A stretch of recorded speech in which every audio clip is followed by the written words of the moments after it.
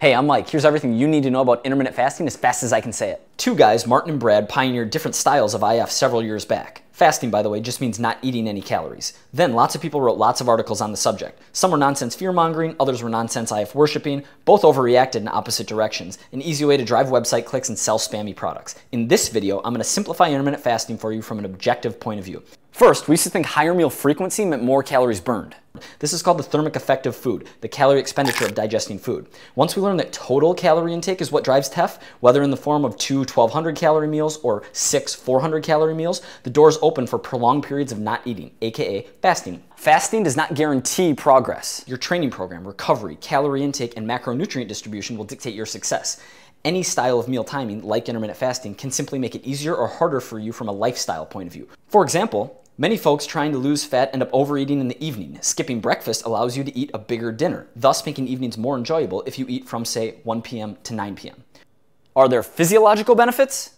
There isn't a ton going on here, to be quite honest. The physiological benefits pale in comparison to psychological or lifestyle benefits, though there are a few. Some studies show IF can improve insulin sensitivity, increase growth hormone, and improve cognitive functions. Now, while each of these has some scientific backing, it certainly isn't overwhelming. Bottom line, don't rely on IF to be a magic bullet or inherently better than any other style of meal timing. Pick a strategy that works best for you. Is IF good for gaining muscle? If you're on a traditional bulk and your #1 goal is to add muscle mass, fasting probably doesn't make sense for you. By not eating for extended periods of time, you are not maximizing total muscle protein synthesis, thus leaving gains on the table. You can still add muscle on an IF protocol, it just isn't optimal physiologically. Mike, I'm a woman and I heard IF might not be safe for me. Thoughts?